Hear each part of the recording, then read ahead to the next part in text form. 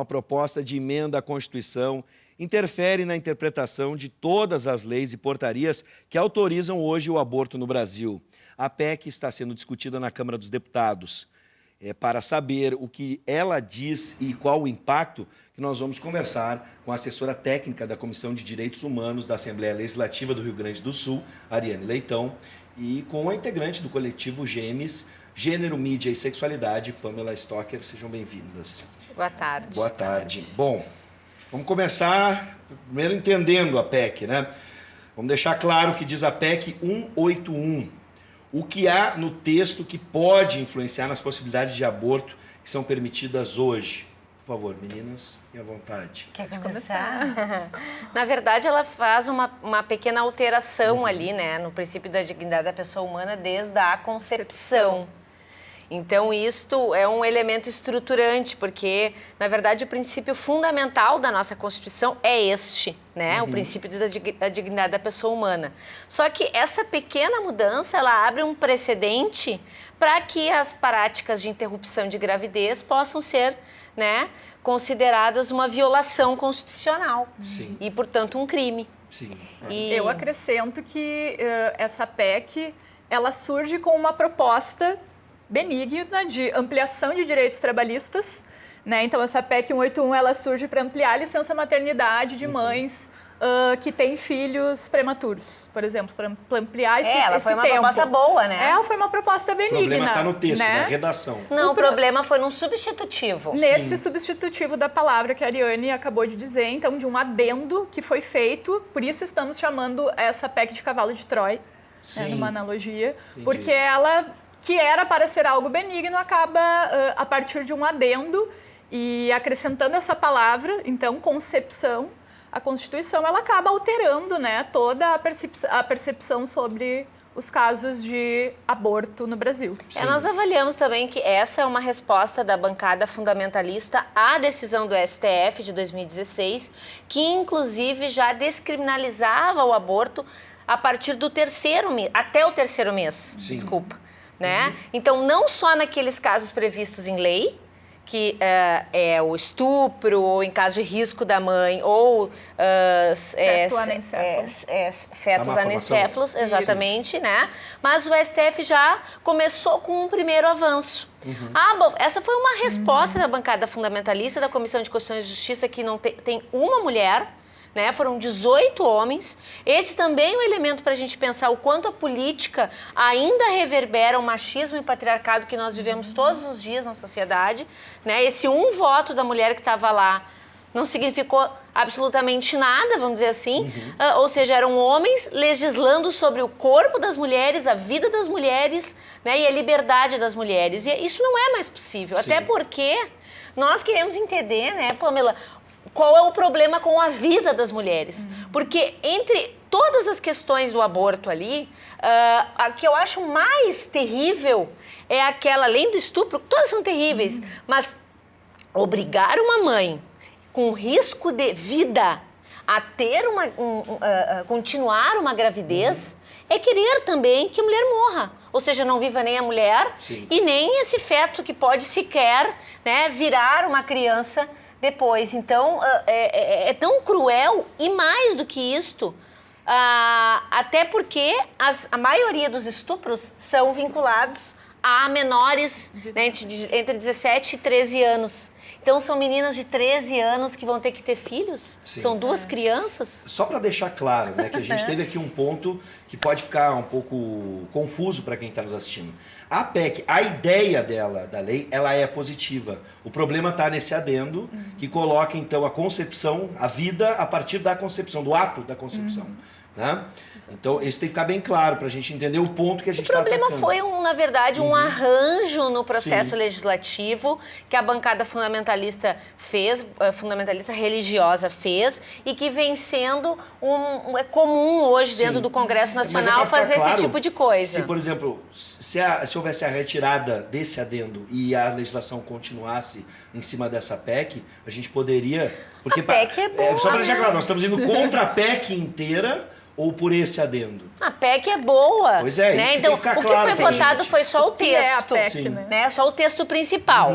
Esse texto principal ainda vão ser votados os destaques nessa comissão. Tá? Dessa comissão, ela vai para o plenário da Câmara, ela passa por 2 turnos no plenário da Câmara, ela aí vai para o Senado depois, ela tem que passar também por 2 votações no Senado, e se tiver destaques, volta para... Então, assim, ó, não vai ser fácil como eles estão esperando, até porque as mulheres estão organizadas, nós não vamos permitir, né? Aliás, falando sobre isso, atenção, você que está nos assistindo pode participar do nosso debate com a sua opinião e também com a sua pergunta, com o seu questionamento. 99588-2374, pelo WhatsApp, apenas mensagens de texto. 99588-2374, antes da sua participação. Só para a gente ressaltar, tu já tocaste nisso, né? A questão da participação da mulher na política. Né? A gente tem, então, uma crise de representação, se a gente for imaginar, em cima da PEC 181, onde, pode repetir, Irene? Apenas uma mulher estava decidindo. Um voto, né? A Unicef aí indicou o Brasil como um pior país da América para ser uma menina, e entre os elementos está a baixíssima participação de mulheres na política, o que faz com que projetos de leis e legislações, enfim, políticas públicas sejam executadas em relação à garantia de direitos humanos de mulheres. Então, isso já reverbera desde a infância das mulheres. Sim. Né? Então, assim, não é uma coisa menor. É muito importante a gente discutir, né?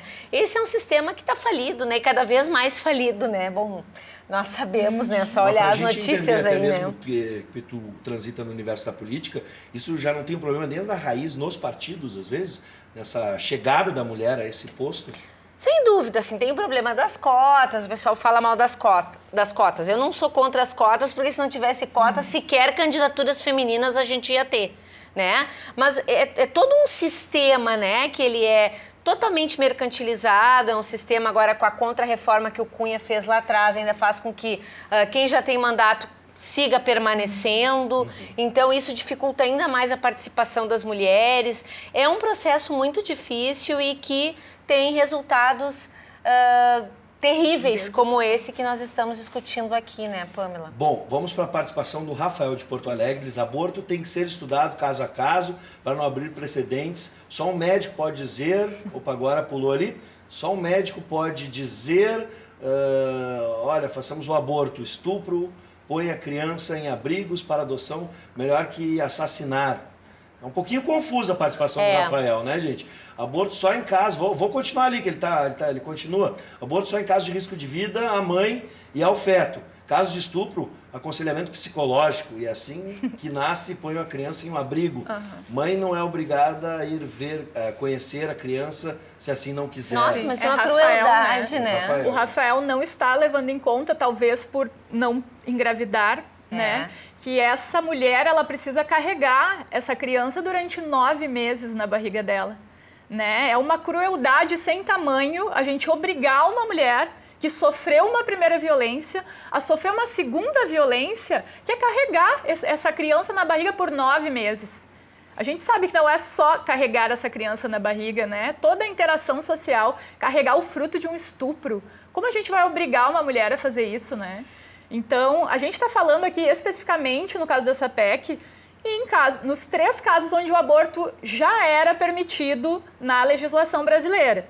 Nos únicos 3 casos. Então, a gente não está nem discutindo a descriminalização do aborto. A gente está discutindo aqui para não retroceder e obrigar mulheres a terem filhos de estupro, a terem fetos com má formação, como tu falaste, ou anencéfalos. O que significa isso? Carregar na barriga durante 9 meses um bebê que vai nascer e morrer em seguida, porque não tem parte do cérebro.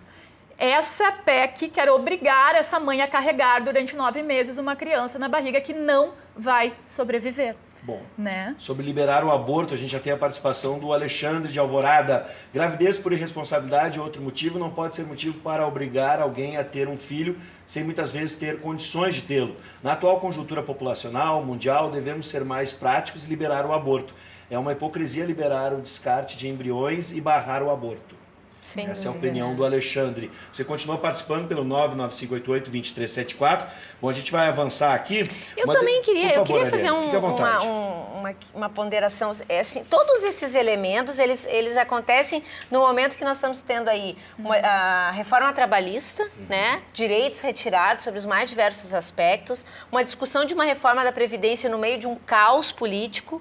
Então, também, este não é um elemento menor. Ele retira a atenção da população para um debate que, na verdade, é um debate, como eu debati esses dias com um psiquiatra que falava entre as trevas, né, e a luz. Vamos discutir aqui o bom senso.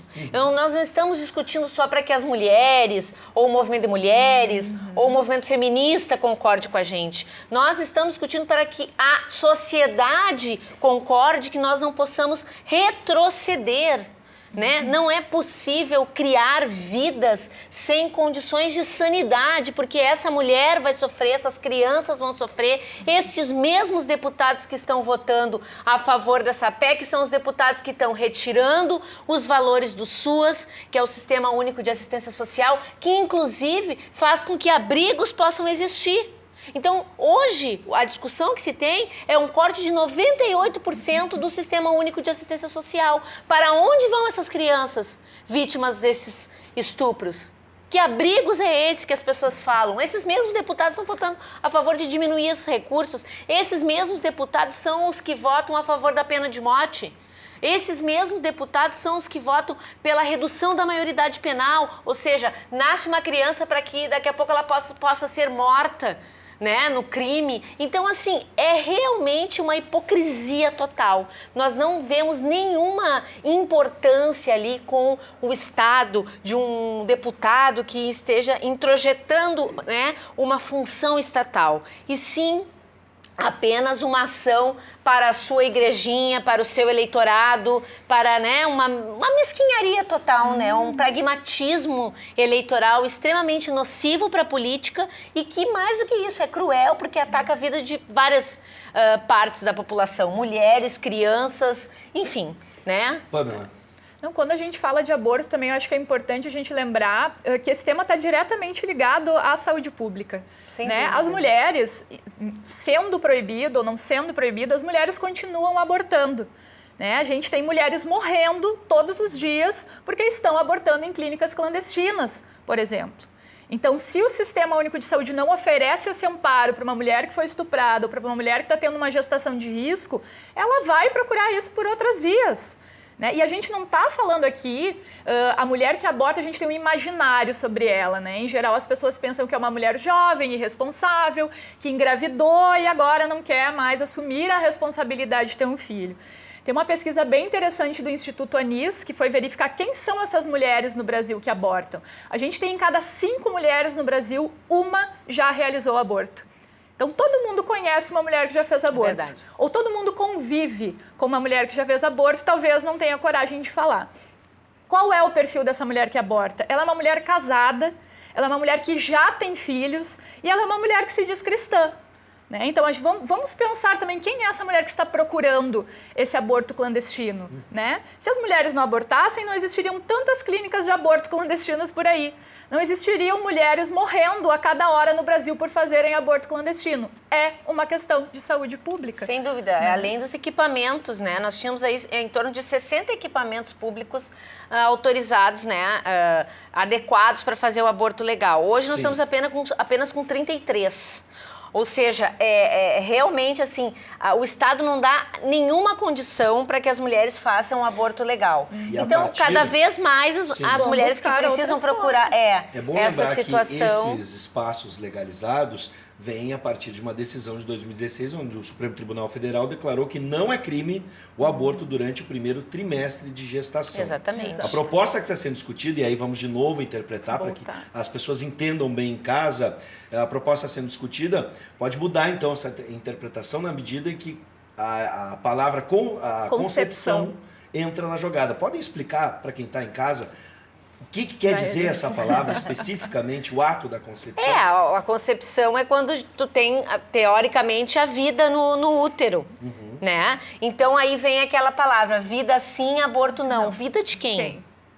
Que vida é essa que está sendo defendida? Quando a gente está falando da dignidade... Que qualidade é essa de vida? Que dignidade da terão pessoa essas humana. Vidas?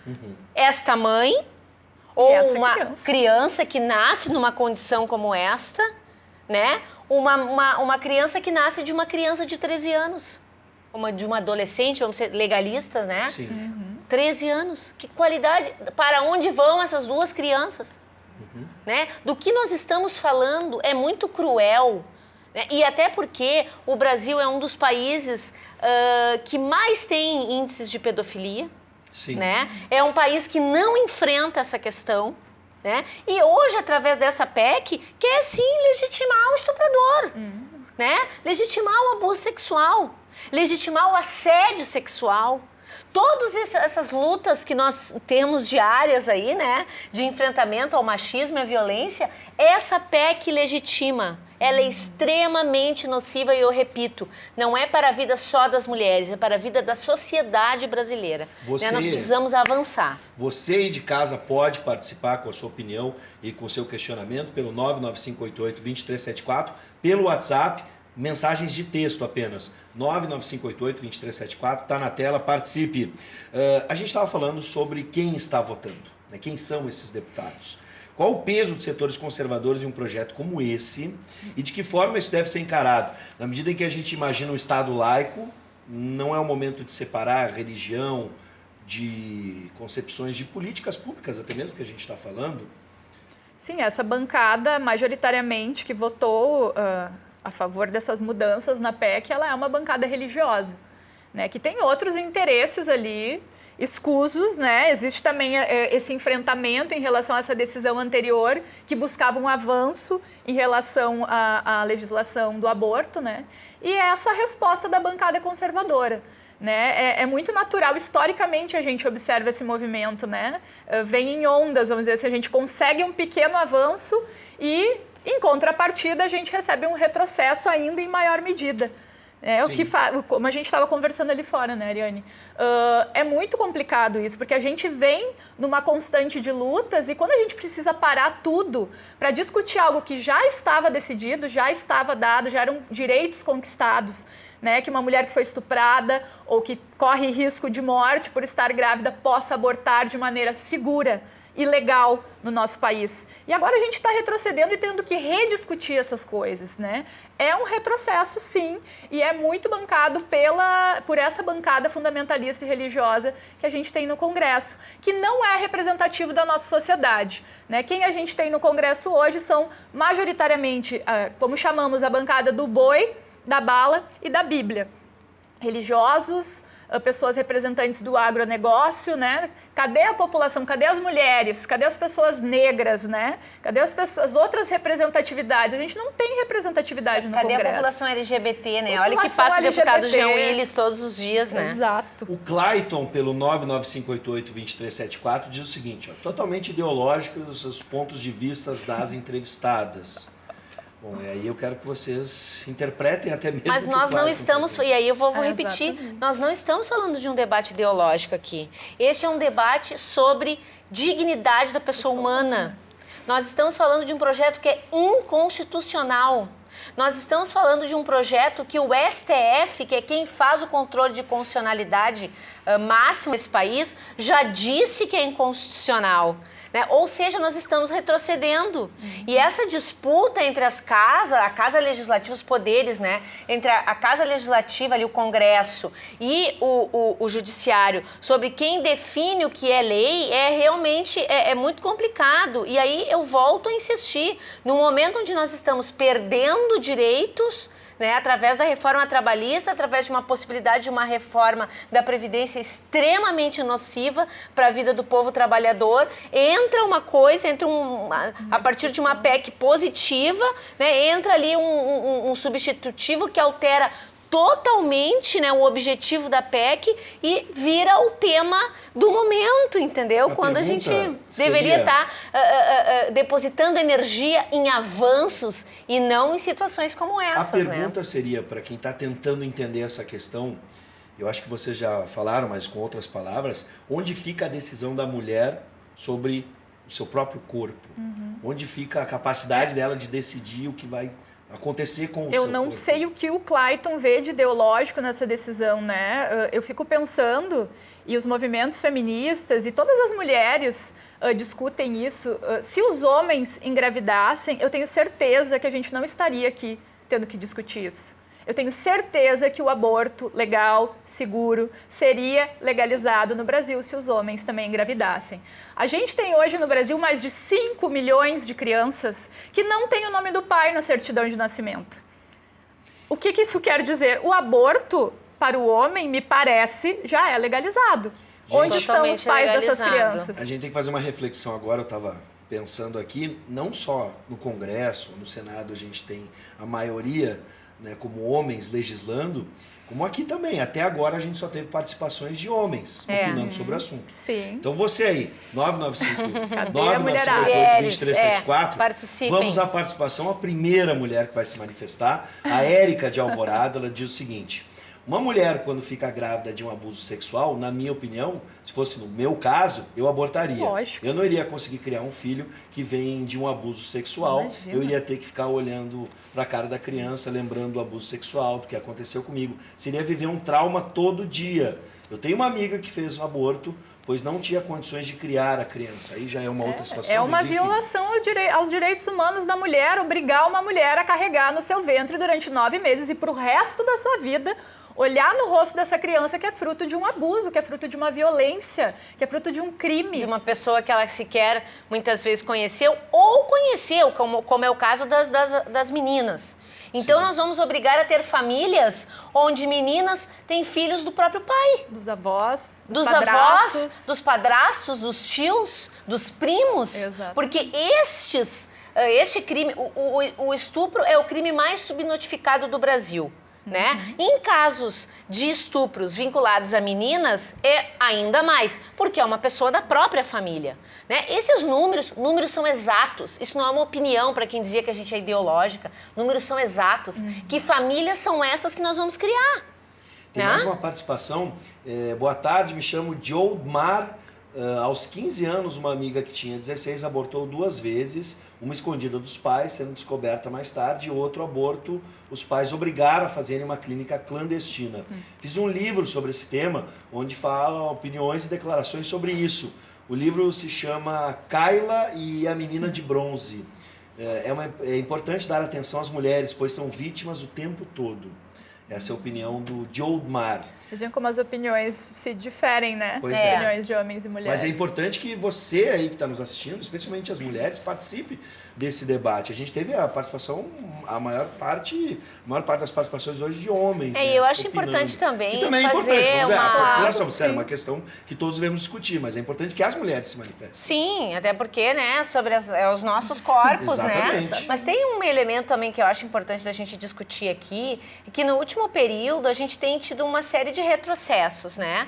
E os retrocessos vinculados à política pública, ou seja, a extinção dos espaços, né, de políticas públicas para as mulheres, seja em nível nacional, que o Ministério de Mulheres não existe mais, aqui no Rio Grande do Sul a Secretaria foi extinta, né? As coordenadorias, que são espaços que aplicam recursos públicos para a garantia de direitos de mulheres, vem diminuindo. E isto tudo influencia para que a gente viva uma condição de retrocesso como nós estamos vivendo hoje. Né? É fundamental ter dinheiro público, meninas, sendo aplicado nas nossas vidas. Eu preciso ver essas participações que eu acho importante para a gente fechar aqui.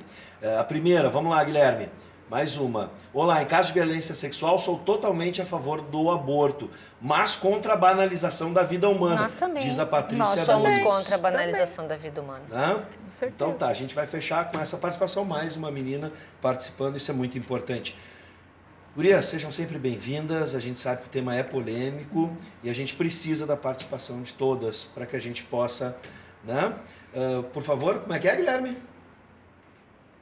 Ah, sim, a Pamela, por favor, faça as considerações finais, pedindo do nosso diretor, por favor. Mas, de antemão, agradeço a participação de vocês, que a gente possa debater, especialmente com as mulheres. Só para finalizar, as mulheres não desejam abortar, ninguém deseja um dia abortar na sua vida, né? O que a gente está discutindo aqui é que essa mulher tenha o direito de fazer isso de maneira segura nestes casos, principalmente nesses casos específicos, né, de violência ou de risco de morte ou de má formação do feto.